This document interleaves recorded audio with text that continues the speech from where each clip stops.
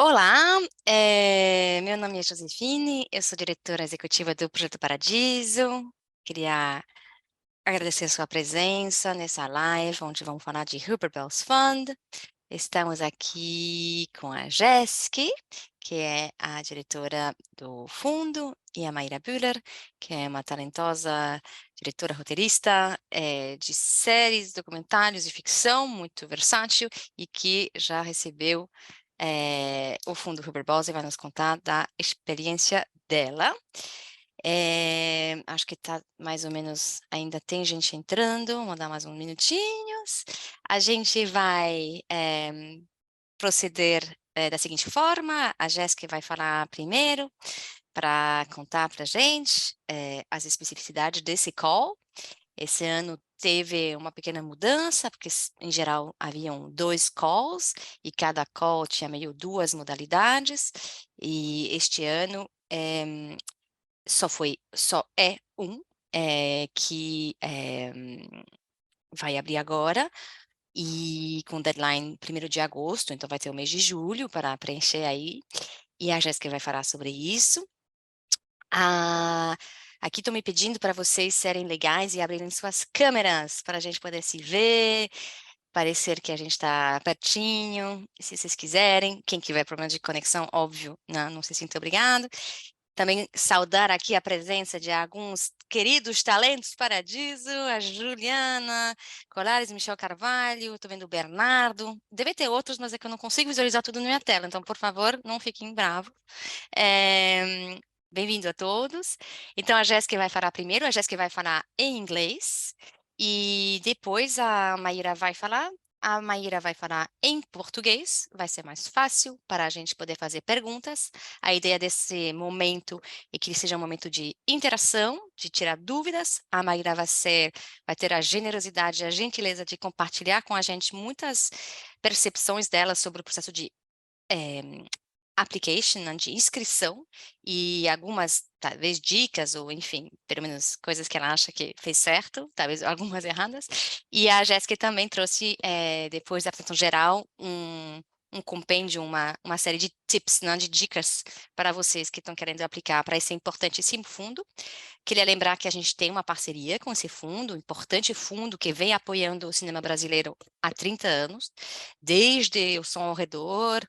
É um fundo que tem uma relação muito grande com o Brasil, e que continua tendo. Nós temos uma parceria há 3 anos com o Hubert Bals Fund, e todo ano, pelo menos um projeto brasileiro é selecionado, às vezes muito mais. Ano passado foram 3, se eu me lembro bem, e acho que 2 deles tinham duas brasileiras, inclusive. Enfim, então às vezes é 3 prêmios, mas é mais gente por trás, e nós oferecemos uma bolsa complementar aos 10.000 € de apoio do fundo, e os selecionados entram na rede Paradiso e viram um talento, que muito nos honra. Aqui temos, aliás, mais desses talentos entrando, o Davi, Eva, Freire, Rafa, Camelo, enfim. Eu não vou fazer isso porque senão vai ser muito chato, mas porque eu não vou conseguir chegar no fim dessa lista. Mas sejam bem-vindos todos. So I'll switch to English. I'm sorry, Jessica, it was a long introduction. I will let you now tell us everything about this new edition of the Hubert Bals Fund. Jessica was kind enough to share in advance the form, the application form. Everybody who was registered for this talk, for this live, should have received the link. In any case, maybe Luisa, you can share it in the chat. So the application form is already out there, and the deadline, as I said, is August 1st. And Jeske will give you all the thinking behind this new edition, and of course also the details. So thank you again. Thank you. I want to start with that maybe. Thank you, Jeske, for your time. I know Ayumi is here also from Hubert Bals Fund. She will take over from Jeske because Jeske will leave on a maternity leave in September. So we're very happy for you. And also thank you, Maíra. Both of you, thank you for your time. So please, Jeske, we are all ears. Yeah, thanks so much. Thanks for organizing the session, and it's so lovely to be here with you online and to discuss HBF today. What I want to do is shortly tell just a tiny bit about HBF.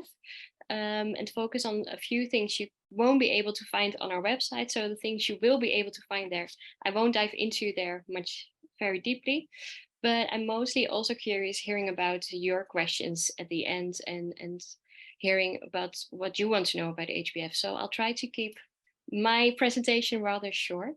And as Josephine said, I'm here with Ayumi. She will coordinate the development scheme that the 1 August deadline is coming up from. So therefore, I thought it would also be great that you will see her as well. As if you are going to apply, you'll probably be in touch with her a lot. So I just wanted to let me tell you a few things about HBF. It is already there since 1988. So it was established almost 40, or we're slowly moving towards 40 years already. And it was named after the founder of the International Film Festival of Rotterdam, Hubert Bals. And we work with a list of eligible countries. And of course, Brazil is on there. So in order to be eligible, the producer and director should come from there, and the film should also be set and shot in an eligible country. But a lot of combinations are possible. We also work with filmmakers living in the diaspora, as we call it officially, meaning that filmmakers that are living or residing, for example, in Europe or somewhere else in the world, not in their original country, can also apply to the Hubert Bals Fund. So there's quite some flexibility there. We have several schemes. I think our biggest one is the development scheme. And next to that, we also have 2 production and 1 post-production scheme. I won't be talking today about the production and post-production one. You can find a lot of information on that on our website.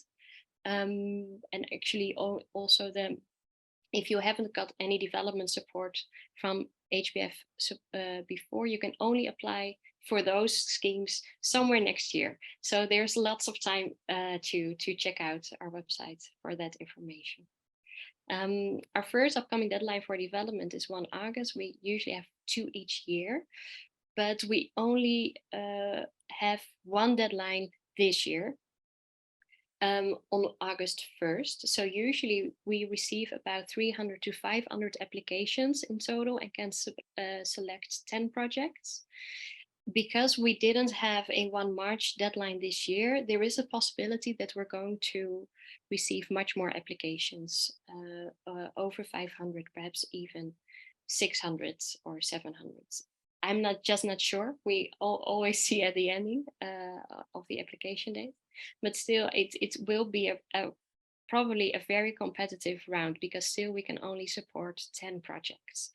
Therefore, it could sometimes feel a bit as a lottery, and we feel it's not the ideal situation. So this is something we are going to work on, and which there might be changes in the scheme as of next year to balance this out a little bit better. How do we work? We work with a pre-selection process and a selection committee process, I'd say. So in pre-selection, we really go through this high amount of applications. You just have to submit a synopsis, director statement, and previous work. And then we see which are the projects that we want to receive a dossier from. We can do that within 1 month. So at the end of August, you'll know. And then in September, October, we will review dossiers of projects. So let's say if we would get 500 projects on 1st of August, we would bring that down through the pre-selection process to about 200. And from those 200, we will assess a dossier with an external committee. This committee consists of international filmmakers, industry professionals, sales, distribution, mostly producers actually, and about 60% comes outside of Europe. And what's good to keep in mind that, for example, also someone from, for example, Asia could also look at your project. So the committee members that we work with come from the regions that we support projects from. So Latin America, Africa, Asia, MENA region, Eastern Europe. So therefore, it could be the perspectives from the readers and their backgrounds could be very different and mixed. So that's also good once you are writing your application to know that these people can look at your application. So sometimes it's needed that you give some more context on certain topics, just to think about that. The most important thing we focus on is artistic quality of a project during the assessment. So, and actually 3 things are really at the core of that. So the treatment, we just want to get a bit of an idea what the story is about. We don't read scripts, unfortunately, because it costs too much time with the small team, small committee that we work with. Second, next to the treatment, director statement is for us super important. Really, for us, the director is at the core of an application. We usually say we're looking for director-driven films, which is a bit of a fake term, but I think it does show what we're looking for. So we want to know from director, why do you want to make this story, and how do you want to make it? So perhaps you can already share something about visuals, or perhaps something and sound is important for the project. Then it's good to share that already, even though it's still development, it's early, we know that, but still we'd like to know if something could be mentioned there. So next to the treatment and director statement, the third thing is the previous work. For us, there should be any previous work from the director. It can be 2 minutes, a short, for example, but can also be several features, and anything in between, of course. And for us, sometimes previous work says much more than an entire written dossier, because you can kind of get an idea of what the filmmaker wants to say. Sometimes it's really different what you're proposing, sometimes it's really similar. So also in that sense, sometimes it's helpful to give some context there to the readers. Next to that, we also take into account the financial feasibility of a project. So how do you structure it? Are you going to co-produce? It's not necessary to co-produce. I mean, it could be perfectly only a Brazilian project, for example, without any co-producers. We could still support it. But we kind of want to know what are your plans in terms of financing co-production, if there are any already. And then one of the questions we always get as well is, what are we looking for? Like I said, director-driven films is actually, I think, the core of what we're looking at. We're not specifically looking for certain themes or topics. Basically, we support social issue films, but also comedies or horror, or recently we've also supported an animation film, which seemed to be very targeted at kids, if you glance it firstly, but has a very mature way of looking at the world. So I'd only say perhaps real children films is not something we don't really do that, but otherwise basically anything is welcome. And it's perhaps also interesting to look on our website to the films that we have supported before within our schemes. And we also list always which projects that we've supported with HBF that are being selected for International Film Festival Rotterdam. Because I think looking at that can also give you quite a good idea of the scope of projects that we support. The same that IFFR proposes, because we are quite a part of International Film Festival Rotterdam. So mostly, for the biggest part, the selection there at the festival is very similar as the selection we make at HBF in terms of the type of projects. So that was really short what I wanted to share with you on HBF, and then I give the floor to Maíra to. Thank you, Jeske. And also, I think it's important to say the project doesn't need to have funding, right? Yes, very good. Okay, good. Yeah, no, we are happily to be the first financier, or but you can also have some funding in place, of course. Both are possible. But if you're already a bit financed, then it's good to know how you want to spend HBF. Then it could be good to include that part, why you still need it on your development if you're quite far advanced. Okay, great. Thank you. This was very useful. And so Maíra was awarded the Hubert Bals Fund for Development last year for her movie, The Wedding. And as I said, she was speaking Portuguese, but Jeske will try to keep you posted via chat on what she's saying. And so, yes, please, obrigada, Maíra, por compartilhar com a gente sua experiência. Vai ser ótimo. Então, por favor, nos ilumine. Olá, bom dia para todo mundo. Obrigada Projeto Paradiso e HBF, muito legal estar aqui, compartilhar. Eu sofro de uma timidez, então vou fazer tudo que eu puder para dividir com vocês meu projeto, minhas estratégias e o que eu achei importante nisso tudo. E se vocês tiverem alguma dúvida, por favor, façam perguntas que ajudam também, bastante, sabe? Pessoal, Bom, repararam no backdrop da Maíra, né? Que isso é uma profissional de filme falando com uma escaleta em post-it coloridos atrás. A gente ficou com bastante inveja e admiração aí. Vai lá, Maíra. é justamente esse filme que está aqui.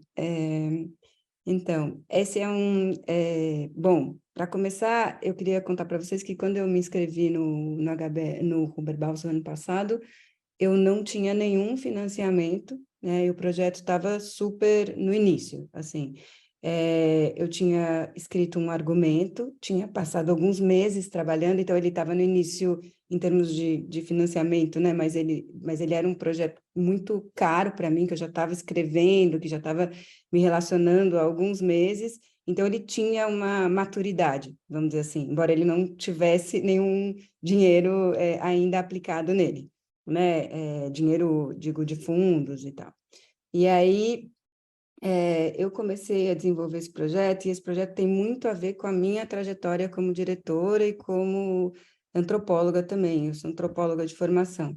Então, eu acho que, para mim, o que foi importante foi a coesão disso que eu apresentei para o fundo, sabe?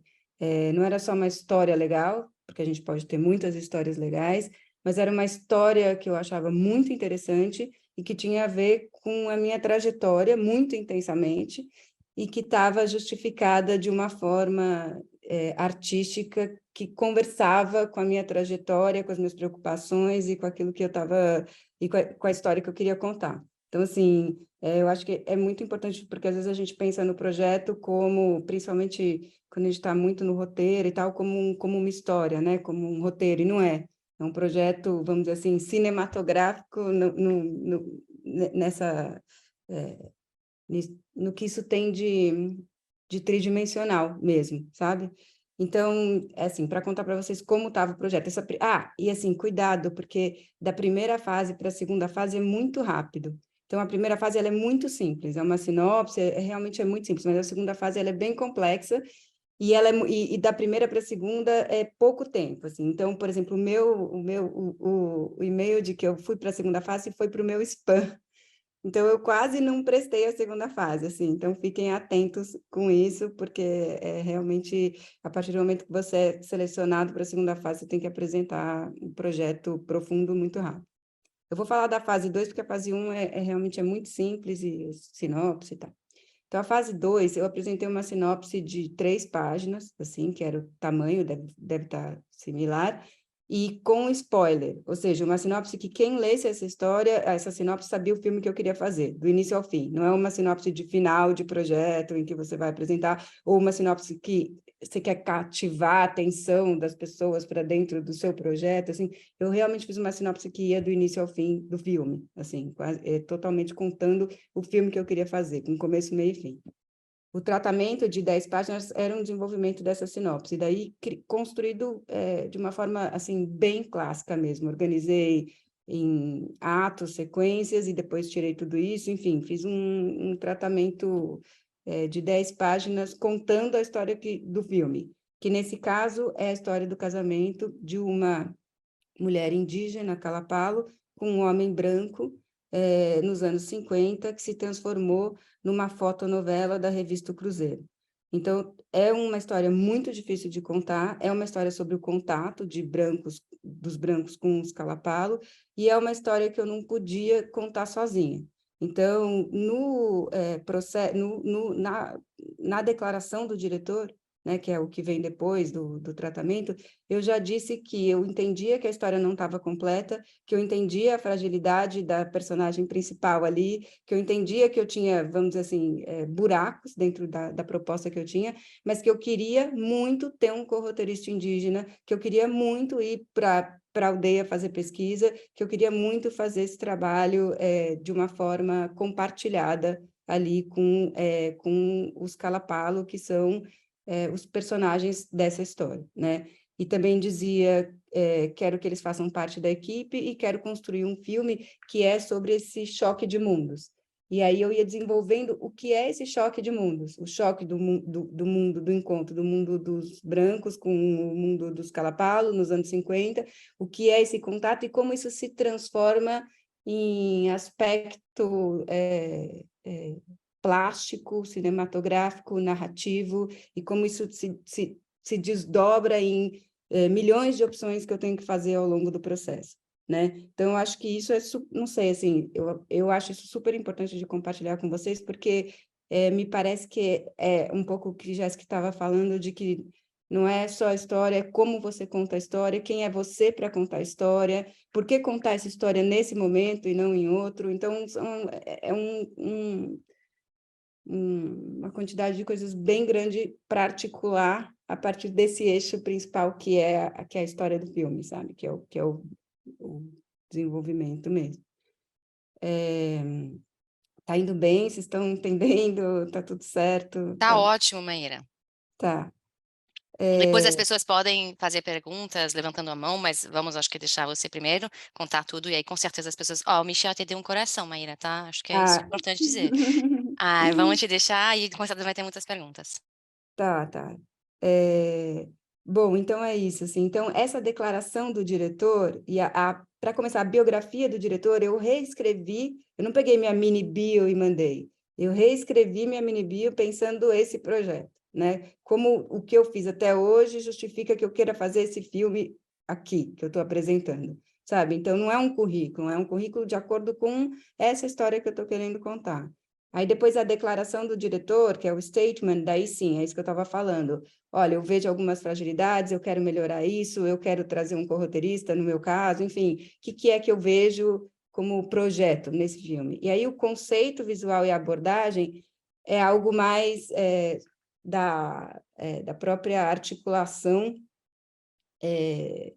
visual e plástica. Daí eu vou dividir um pouquinho com vocês um mood board que eu fiz, para que vocês visualizem. Esse não é, assim, eu apresentei um proto mood board desse daqui, tá? Pro Hubert Bals, mas eu, de fato, eu não encontrei ele. Mas eu mostro para vocês como ele chegou, onde ele chegou, tá? Deixa eu pegar aqui, compartilhar.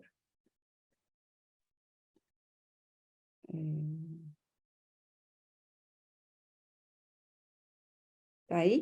Tá perfeito. Tá na tela toda, né? Vocês estão vendo a tela toda? Sim. Tá. Bom, então, isso daqui, a ideia, eu pensei, o que eu apresentei para o Hubert Bals, ele era mais simples do que esse, mas ele tinha muitas das imagens que estão aqui, e ele contava visualmente a história do filme que eu quero fazer, né? Então, era um filme, aqui, ó, livremente inspirado numa história real dessa personagem, que é uma indígena Calapalo, que faz uma viagem muito perigosa ao mundo dos brancos, né?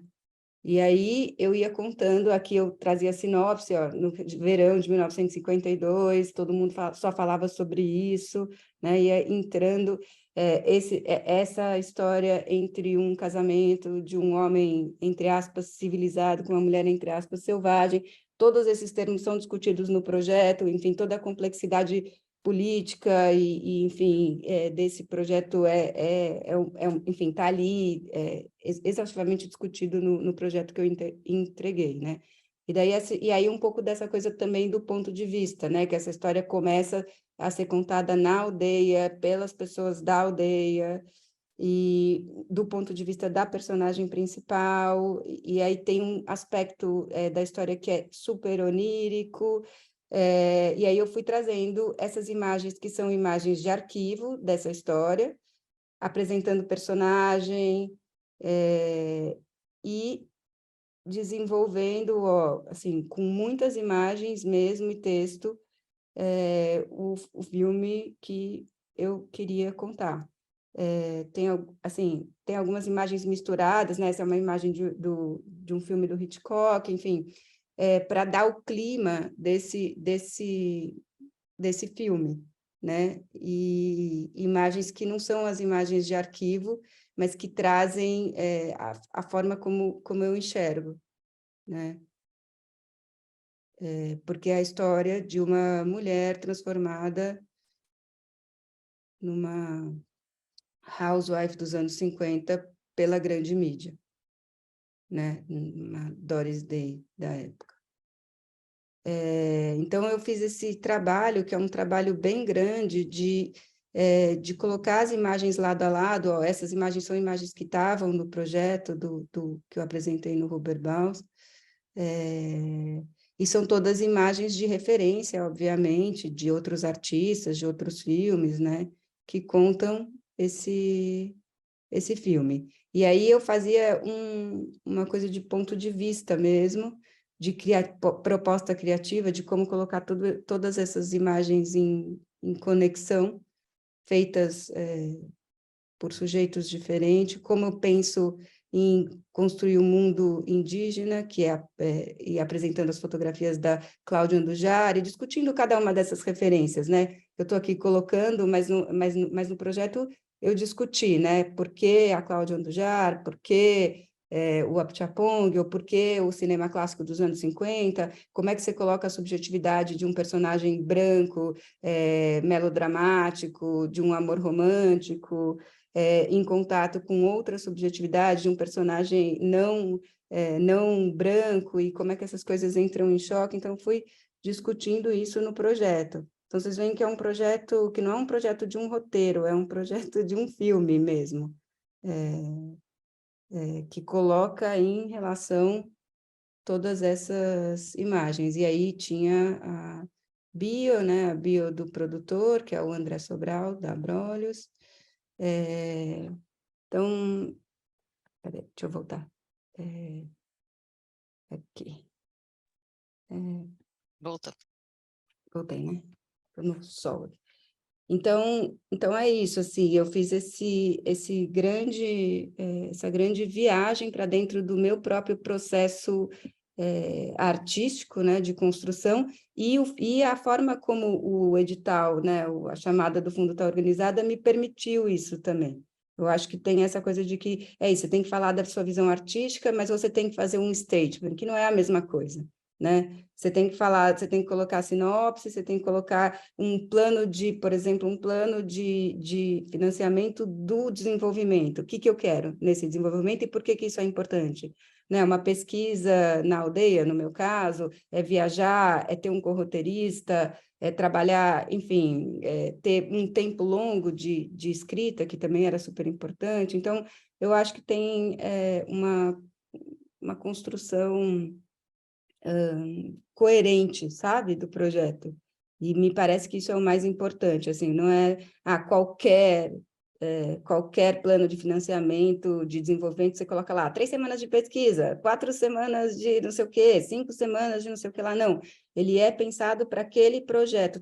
Tudo que eu tinha ali era pensado especificamente para esse projeto, né? Então, acho que é isso, assim, acho que não é assim, é mais um fundo. Não, é como pensar a especificidade do seu projeto, de quem é você, da sua história, da sua biografia, ou como você chegou até essa história, e colocar tudo isso junto em algo coerente, sabe? Coeso. E aí claro, tem muita pesquisa no meu caso, né? Eu acho que tem uma solidez, assim, de como chegar até esse projeto, que é só o começo, né? É só o começo de um aprofundamento muito maior. Enfim, eu acho que eu passei um pouco, em termos de, aquilo que eu falei, né? Em termos de financiamento, a gente não tinha nenhum, então a gente disse ali na tabela, né? O filme custa tanto, e a gente quer tanto do FSA, tanto de fundos internacionais, a gente foi dizendo cada um dos fundos que a gente queria para completar o orçamento do filme, desenhando essa estratégia. Queremos um coprodutor internacional que não tínhamos, agora a gente tem. Então é isso, assim, ainda era algo muito, um desejo né? Um planejamento mas muito coerente, né? Então, a gente não fala assim, queremos fundos. Não, quais fundos? É o FSA, É o fundo estadual? É o fundo federal? É o fundo municipal? Como é que você vai levantar esse filme no Brasil? Que tipo de fundos internacionais você imagina, né? Então, uma coisa bastante pensada mesmo, sim. Maravilha. Isso, E o mas aí, projeto como está hoje? então, aí o projeto foi isso, eu passei um ano desenvolvendo, então fui para a aldeia, fiquei um tempo na aldeia, durante a realização do roteiro, eu também fiz um documentário com eles, que é uma contrapartida para essa comunidade Calapalo, de formar as pessoas, junto com uma equipe que já trabalhava com audiovisual ali dentro, para fazerem seus próprios filmes, então a gente fez um filme dentro do filme, e aí fez o roteiro, depois o roteirista Calapalo, que é o Jeske, veio para São Paulo, passou 2 temporadas aqui escrevendo comigo, e aí chamei outros parceiros, e aí a gente foi, enfim, agora eu tenho a primeira versão do tratamento, um ano e 2 meses depois. Foi um longo processo, assim. Ok. Ok, mas leva tempo mesmo. Eu estou falando aqui para to reach the first treatment. A gente pode abrir para perguntas, but I know that Jeske, so I tried to tell Jeske a little bit what you were saying. Jeske, is there anything you want to compliment on what Maíra said? Well, it's actually, she already mentioned so many things, so which I think it was really great to hear. I think what I'd like to add to is all your comments to the mood board, because I think indeed the mood board here helped a great. I still remember it from when I read it, because it was a story that has a connection to a true to life story, that it was very helpful to know both a bit more about the real story, but also how you want to make your film out of that. So to have both those ways, and I think the mood board is really exceptionally strong. But what I think is also important to add is that we also support projects without any mood board or without any pictures. So we've also supported projects that just have a Times New Roman word file, basically of 25 pages, explaining just with a strong treatment and director statement. That can also be already strong enough. Of course, if you have these kind of documents, it's great to see them because they really can complement the entire text, while also keeping in mind because in this application it was really it really complemented all the text written. Sometimes we also see mood boards that can really complicate understanding the project once there are a lot of images shared, for example, on color or what kind of shots you want to make, which can be super helpful in communicating with your team and your DOP, for example. But for a reader that is new for the project, those kind of images can be very challenging to comprehend in the context. So that's always, I think, very good to think of when you are sharing a mood board. What does it communicate? Does it communicate the same things as your texts? And I think here is a great example of how it really strengthened the text and the images, how did work together. But that's, I think, always something to be critical as well on how does it work for your project, and could it help, or does it need more context, or are it really reference things that make a lot of sense for you as the filmmaker, but could be very difficult to understand for someone else that's not so familiar with the project. And I think also what you said about the financing plan makes a lot of sense. We ask both for a financing plan and a financing strategy, and in that strategy, I mean, the financing plan is pretty basic indeed, like Maíra said, with what kind of sources, what kind of amounts do you want to go, and what's the status. Whereas in the financing strategy, then it's great to read, do you have plans for co-production and in which countries? And even though it doesn't have to be set in stone, but it's just kind of interesting for us to know, what are your plans at this point? And we know they can always change, but where are you at now? Do you want to work with co-producers? Do you already have a certain region in mind or not? Or are you already in talks with people? Those are things that you could, for example, include in the financing strategy. Sometimes we only receive a project by a director, because as a director only, you can also apply for the fund. You don't need a producer in that sense. And especially in those applications, you don't have to dive very deeply in and then sometimes a financial strategy, like I'm going to attach a producer and then discuss with that person how we're going to finance film. That can also already be a strategy, which can also be convincing. So there are always different layers in what you can propose and how you can present the project, I think. So those were just things that came up when listening to that I thought might be interesting to add. Great. Here. Thank you. So we have a lot of people in the room. I'm sure some of them would like to ask questions. You can write your question. You can ask your question if you're not if you're not comfortable in English. Se você não está confortável em fazer a sua pergunta em inglês, pode fazê-la em português, que nós vamos traduzir aqui. Já temos uma aqui. Florência Gomes. Hi, good morning. Nice to meet you. I would like to know what happens if the project gets selected, but somehow later doesn't get enough funds to be carried out. What is the commitment adopted with HBF once it gets selected? Florencia asking. Yeah, good, very good question. So once the project is selected, you get a contract and you will get the HBF grant in 2 installments. The first installment, once you sign the contract, so that can be like 10 days after we announce the selection already. And the second installment, what we'd like to receive is the script and just some information on how you spend the money.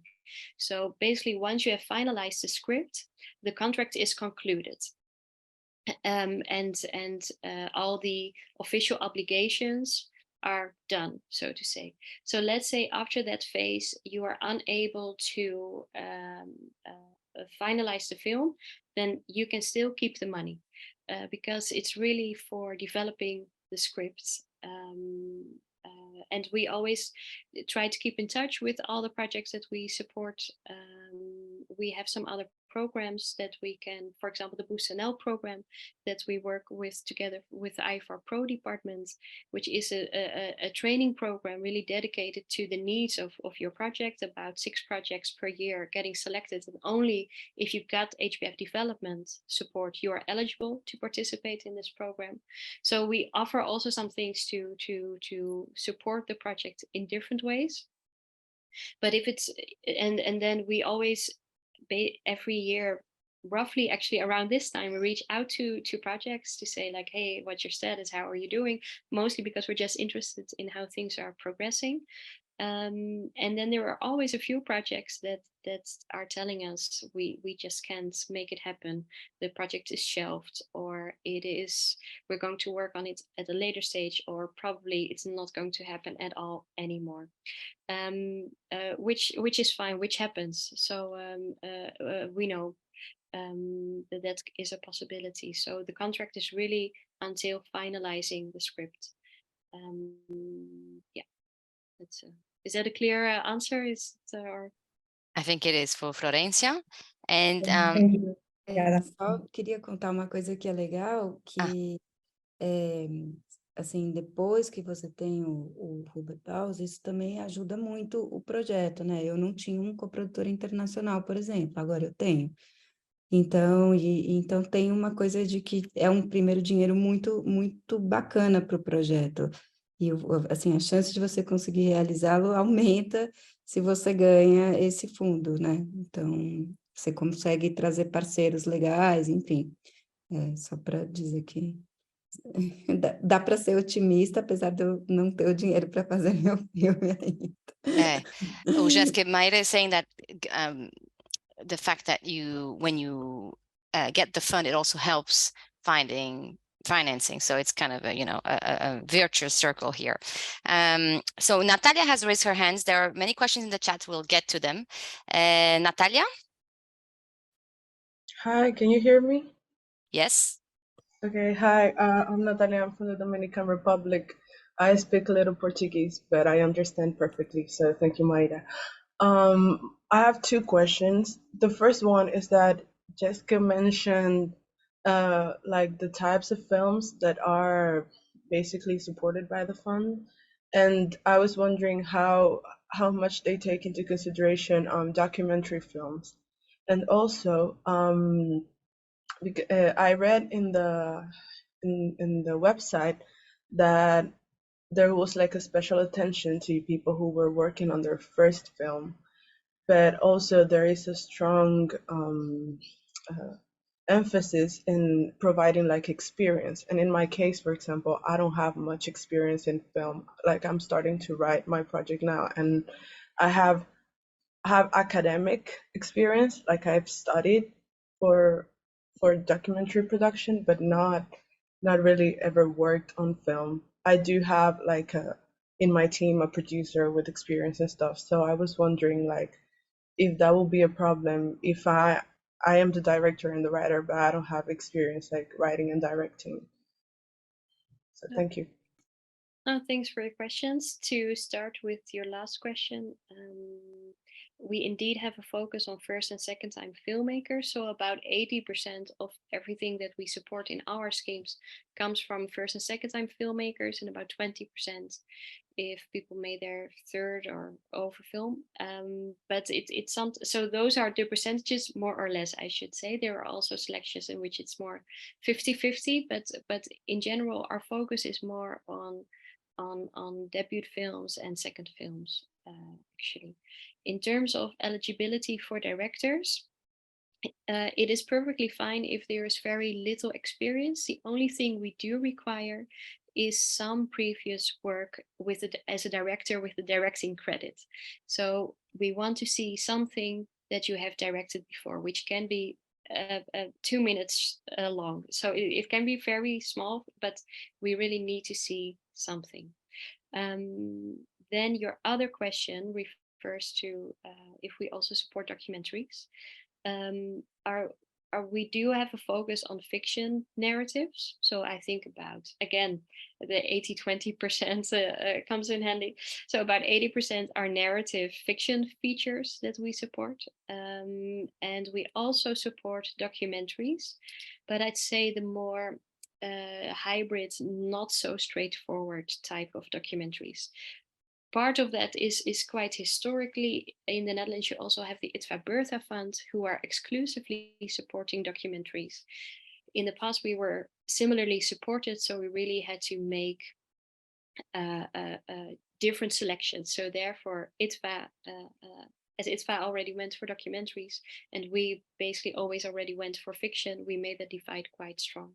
At this point, we also accept documentaries, but not so many. So if we select about 10 projects, usually one is a more creative hybrid documentary. And to give 2 examples, we've also included this in our frequently asked questions pages, which I can also encourage you to check them out. Chocobar by Lucretia Martel is, I think, quite a good example, but also Chinese film Ningdu that you can find a lot of on our website, which is also a very, I think, interesting film to check out if you kind of want to feel what kind of documentaries these could be. And Jeske, I will jump into, and Vito has his hand up, but we have other questions. As a complement to what you just said, people asked about documentary. So thank you for asking also, Natalia, but people are asking about animation. You did mention animation. People are asking about kids movie, genre movie. So can you again go over what you accept and maybe some examples? Yeah, so kids, really targeted for kids is not something we would do. Because it just does not, it's not really part of our profile of IFR and HBF. Genre films, well, that's a bit of a difficult one. In general, I would say yes, we do them, but here what's really important is the role of the director. So if it's a film in which a director can be replaced and the film stays exactly the same, then no, we're not supporting it. But if it's a genre film in which the stamp of the director is very specific, if you would change the director, you would have an entire different film, then yes, it could be something that we would support. So there, really the stamp of the director in the project is the most important thing for us. Animation, we are also definitely open for that. Actually, Ningdu is an interesting example in that as well, because it also has animated parts. And in terms of animation, we see really a lot of types of animation. So I'm not too familiar in it, but you have all these 2D, 3D animation. That's sort of the knowledge I have from it. We are all open to those kind of animation projects. And I think one we have supported before is Mi Papa El Camion, that we supported last year, but also Ningdu, of course, which both have a very different style. In terms of documentaries, I already mentioned some examples, but again, for animation documentary, it's about 10% maximum of what we support. And I think, especially for production and post-production support, it might be even less. So it's mostly in development that we have some space for that. Does it make it? Yeah. And Vitor, 1 second again, because we're gonna try to do some questions in the chat, and I'll mix two, which is about co-production. So John is asking, do you help the projects find co-producers in Europe? Do you connect them at all? International, not just Europe. And also then for Maíra, Deborah is asking, how was your process of finding a co-producer, and how is linked to your HBF experience? And then Vitor, it's you. Shall I go first on that? Just. So at first, the HBF grant is a financial support, because we are a very small team. At this point, it's only Ayumi and me even. So basically handling our schemes and working with the committees takes up basically all of our time already. So in general, it is a financial support at first. We next to that, I think co-production is a very personal process. So of course we have a very big network, but it's very difficult to say for this project, talk to these people or connect with them. I mean, co-production is really, I think, if you go to a bar and you can hang out all evening and you connect well, it's really about trust, working together with a lot of trust, then that could be the right co-producer for you. But that's so personal. For us, it's very difficult to advise on. The only thing we do offer in terms of co-production is within our NFF plus HBF scheme. So once you got the development support, the project becomes eligible for one of our production schemes in which you would need a Dutch co-producer, because this scheme is a collaboration with the Netherlands Film Fund. In order for you to find this Dutch co-producer, we do offer the NFF plus HBF guide, which is a document you can already find on our website on the page of this NFF HBF co-production scheme. And that lists all the projects that are interested or that have had HBF development support and are interested in working with the Netherlands, but also all Dutch producers that are interested in working with HBF projects. So even if you don't get the development support and you're interested in working with Dutch producers, it could be an interesting document to check out anyway, to see which producers often work with Latin America, for example. But again, we just offer here a document, and then it's up to the projects to connect. Ok.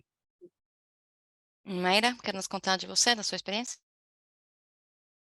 Eu achei muito interessante isso que Jeske falou agora, sobre essa coisa de você ter uma relação de muita confiança, né? De que essa relação com o coprodutor é uma relação muito importante, assim. Então, quem vai coproduzir meu filme é uma produtora francesa que eu já conhecia, até agora, né? A gente está nesse modelo, e que eu já tinha uma relação de amizade, de admiração pelos trabalhos que ela coproduz, enfim. Então, não foi, assim, alguém que eu conheci num dia, né? Alguém que eu conheci durante anos. Mas eu acho que tem quando você vai a mercado e você tem o HBF, você tem um moodboard, você começa a fazer reunião, as pessoas se interessam muito, assim. No meu caso, a gente foi para Cannes no mercado e foi bem impressionante o quanto as pessoas estavam interessadas no projeto, de distintos países, assim, sabe? Então, eu acho que é isso que eu estava dizendo, assim, o selo do fundo ajuda muito que os coprodutores, possíveis coprodutores internacionais, olhem para o projeto com um olhar, assim, mais interessado. Muitos deles tentaram contato, quiseram se aproximar, então, assim, não, a partir do momento que você tem o Hubert Bals e você organiza o seu projeto de uma forma que você consegue contar o filme que quer fazer, né? Que acho que isso é muito importante, assim, como contar esse filme que você quer fazer. Mas quando você consegue contar, não é difícil encontrar um coprodutor, né? Aí tem que estudar, né? Brasil, França, Brasil, etc., né? Portugal, sei lá, enfim. Aí tem todos os contextos de cada um, mas achar um coprodutor, não acho que é difícil. Difícil é você ter a empatia e a confiança, sabe? E aí é um processo mais longo e de muita conversa, assim, né? Em que a gente tem que ser muito transparente também, na forma como quer fazer o filme, tamanho de orçamento, o que a gente imagina, como a gente imagina equipe, como é que a gente imagina tudo, né? Atuação, enfim. Eu acho que é legal ir falando sobre os aspectos do filme para ver se você e seu coprodutor coincidem, né? E porque dar errado também é muito fácil, né? E desagradável. Então, é uma decisão com muito cuidadosa. A gente pode fazer uma live só sobre isso, coproduções que deram errado. Acho que pode ser um ótimo Né? tema. Acho que cada um de nós pode até contribuir. A gente pode fazer né, um call para depoimentos. Muito bem, obrigada. Vitor, você deve estar cansado com sua mão aí levantada um tempinho. Vai lá, Vitor. Imagina, obrigado. So my question has to do with language and específico para Maíra, talvez, como foi o processo de escrita para não se perder coisas muito importantes na tradução? Se você fez a escrita primeiro em inglês ou primeiro em português e depois traduziu, como que foi esse processo para fazer a application para o HPF?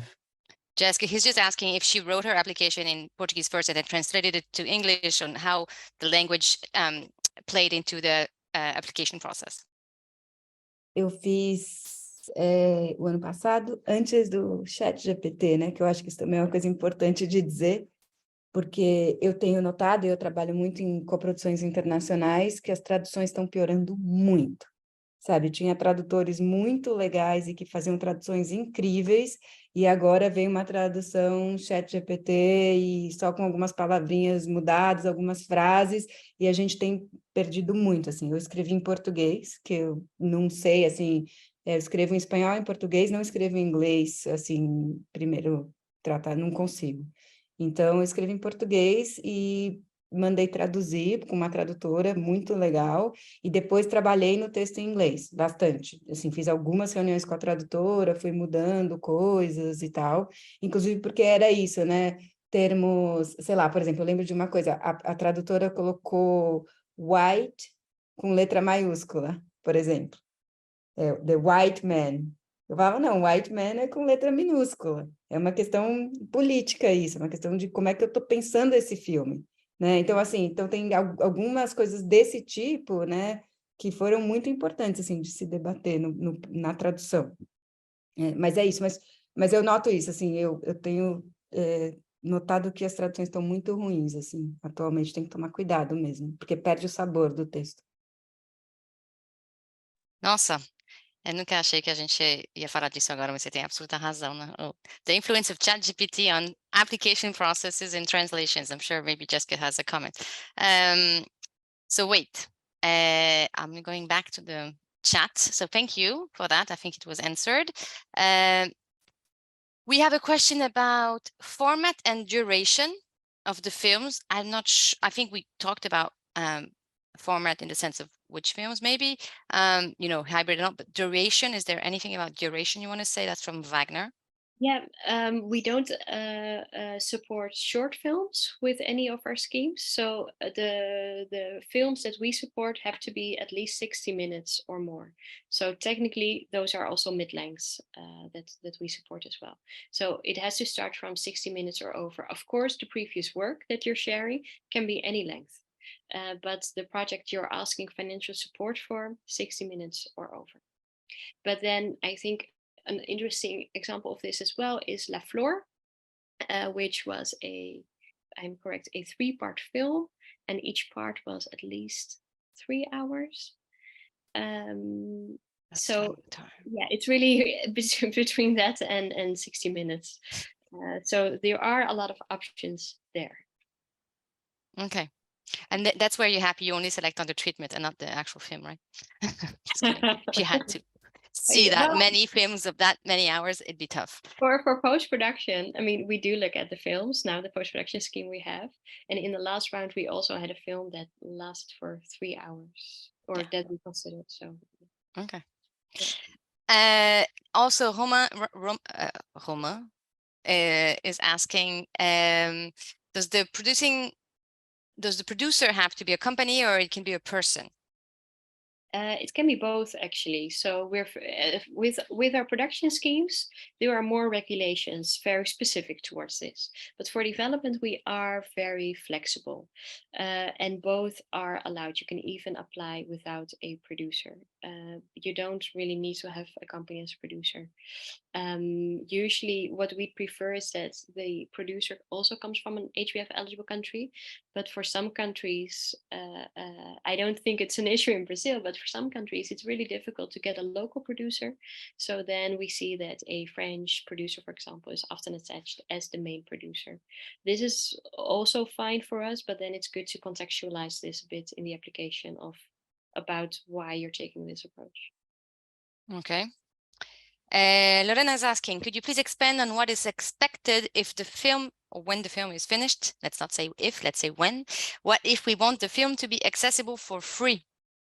Yeah, so we ask for a few things, but again, we are very flexible. Our aim is that the film is getting seen by as many people as possible. If we can, so we are proposing some things in the contracts that could help with that, but if one of those proposals are blocking a possible deal, then we will pull out. Because for us, it's really it's not, the film here is in the center of what is important, not what is important for us in that sense. So for example, we have a platform, IFFR Unleashed. We love to have as many HBF IFFR related films there, but those rights are non-exclusive. But we often hear that those clash with, for example, possible Netflix deal people want to go for. Then we step back, because those VOD rights, you always have to draft a separate agreement with us on that. So it's not that once you sign the development contract, you lose all your rights. You only transfer them to us once a separate agreement is signed. So, and those are always in negotiation. There's a lot of flexibility. We also look at what is important to you. Perhaps there is an interesting case study to share that we are working on right now with a project that we've supported. If, for example, a project is not produced by an independent producer anymore, but for example, by a studio that financed the film completely, then that is not a project we would step in. So for this specific project, we are seeing if we can step out, and there they might have to refund part of what has been paid to them. But that's only because it has been picked up by a studio, and the studio will finance the complete film. In that sense, it's a good problem to have. Well, yes, yeah. So in that sense, we feel that we could better use the limited amount of money that we have to an independent producer, an independent project. So there, but again, there's a lot of talks, there are a lot of conversations. And in terms of IFFR, we do prefer to get the first right to see the film for Benelux territory, and to propose the film to IFFR, but you don't have to premiere at IFFR if you don't want to. So we'd like to get the first option for IFFR, but we've also had films in the past that went to a different Benelux festival first, which is also fine. For in terms of the world premiere, you can go anywhere you like. Again, here it is important, what is the best platform for the film? And it can be the case that that's not IFFR. It often is not actually for a lot of projects, so that's totally fine. So we're actually very happy for a project also if it goes to Berlin or Cannes or different festivals, if that works better. Next to that, the choice for projects to be selected is actually with our program department. So of course we talk to them as Team HBF, but in the end, the choice is really up to our programmers if an HBF project is getting into the festival. So there are a few requirements, but in the end, it's really we always are in talks, in conversations, and we try to be as flexible as possible so you can get what you need for the film. I think that is really our intention. Great. Oops. So I see Ayumi has stepped in and answered the question. Thank you, Ayumi. So that's great. So Ligia's question was answered. And we have a question from Fabiano. Fabiano, I remember you. I met you in Berlin. You were Berlinale talent. And he's asking, of course, because he's talent in VR, if the VR format is accepted. Yeah, if I see here as previous works, right? So unfortunately, at this point, we don't support VR projects, mostly to do with practical reasons on how we should assess those. We do have a program connected to Cinemart for to present VR projects in our market. There's also a VR strand in IFFR, so we are working a lot with VR projects at IFFR. At this point, you cannot submit for VR projects with HBF. In terms of if you can submit them as previous works, I'd say yes, if it's possible to make them viewable from a screen. Because of course, our committee, our readers are all over the world. They have VR sets, so we did have it before actually, where a previous work or film was filmed with a 360 camera. And then it was transferred in a different file. So you still had 360 feeling, but of course it was very flat, but it was just for us to see it on the screen. And of course, then if you contextualize it, give some extra information on how to look at it, that's perfectly fine. Thank you for Fabiano. Thank you for making it clearer. And I'm sorry if I didn't ask the question properly. And thank you, Jeske, for the explanation. I think we're going to go for the last question, which just came in from Rodrigo.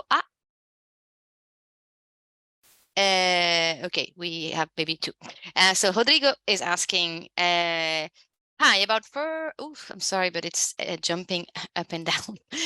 It's about first or second time filmmakers. What do you consider for this first or second time? Feature film director, short film director, series, or only feature films? Also, it counts as a one time if the film was released, or it also counts if it was only shot. Yeah, good one. Again, we have some flexibility in this. All projects submit to the same scheme and are considered all together. So it's not really that it influences your chances of being selected. It's also not that we're saying, we already have 2 or 8 first second time films we're not going to support anymore. We really look at the quality of a project. So this is something we have in the back of our minds, but that does not play a very big role at the time of selection, that it could be a decisive factor. But it's good.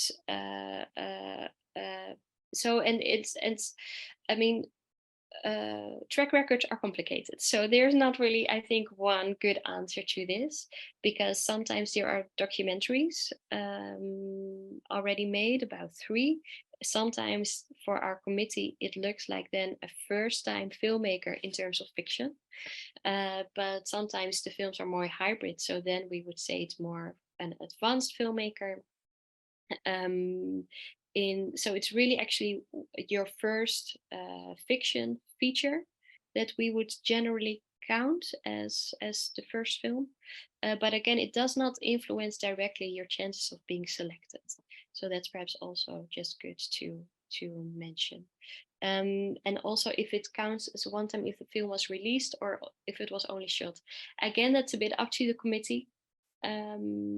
Usually I would say if it's only shot, I wouldn't count it, but if it's really gone through post-production and finalized, then I would count it personally as a first film.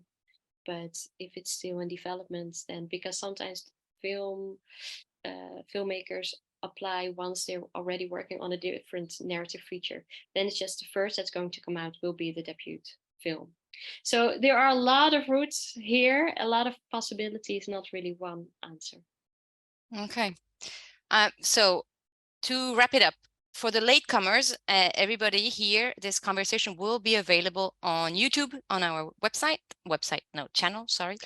Oh my God. So they will, I think the team can send the link. So don't worry if you lost something, if you came in late, you will have everything on Canal Paradiso. 2 quick questions to end this conversation because we are running out of time.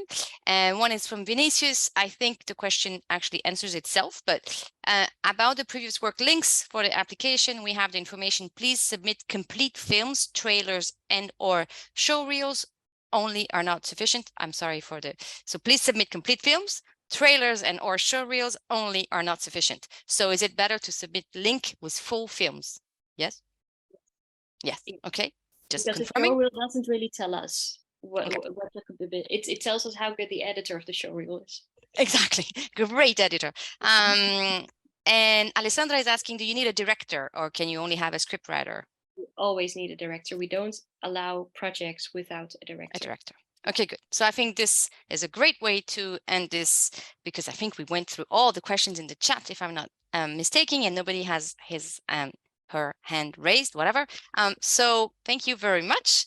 Jeske, do you want to say last things? Maybe Maíra, you want to comment on the things that were said? Someone in the chat agreed with you, John, saying that yes, you should definitely write in your language and then have a good translation. I think that's what John said, if I remember. So he was all agreeing with you. Get the Portuguese right first and then work on the English together with the translator. Any one of you, or maybe you two, want to some final comments before we wrap up? Yeah. Jeske? No, do you want to go first? Maíra. Não, acho que não, assim, queria super agradecer, dizer realmente que é uma oportunidade incrível a gente poder se dedicar a um projeto que a gente acredita e rara, né, a gente poder desenvolver nossos projetos autorais e que, de fato, é um super apoio importante e que o contato com o fundo é muito legal, eles são super atenciosos e respondem dúvidas e enfim, tá sendo muito bacana esse processo todo. E obrigada, se alguém tiver mais alguma dúvida, estou por aqui. Obrigada a você, Maíra, por compartilhar seu material, sua experiência. Muito obrigada. Sorry, Jeske, you have the final word. Yeah, no worries. No, I think we, like we said before, the team is just Ayumi and me. We're very on top of our email, so we try to basically answer every email. So if you have any questions, ask them in advance on your application. Get in touch with us over email, and we'd be happy to hear from you and answer anything that you still have questions about that are coming up in the upcoming weeks. Great, that's very useful. Everybody again, check, vocês podem entrar no canal Paradiso depois dessa live, se tiverem mais dúvidas. Jeske ofereceu responder por e-mail, ela realmente responde, que eu acho incrível. É só ela, é uma outra pessoa para 600 applications. Oh my God, good luck. So thank you very much, Jeske. Thank you, Maíra. And to all of you, good luck. It's going to be a tough year, but there will be a Brazilian selected at some point. So we are looking forward to seeing who it is. Good luck, good luck, good luck, everybody. And also we are at your disposal if you need anything from Projeto Paradiso. You can always reach out to us. So thank you, everybody, for being here with us. And take care, good luck, have fun. Bye-bye.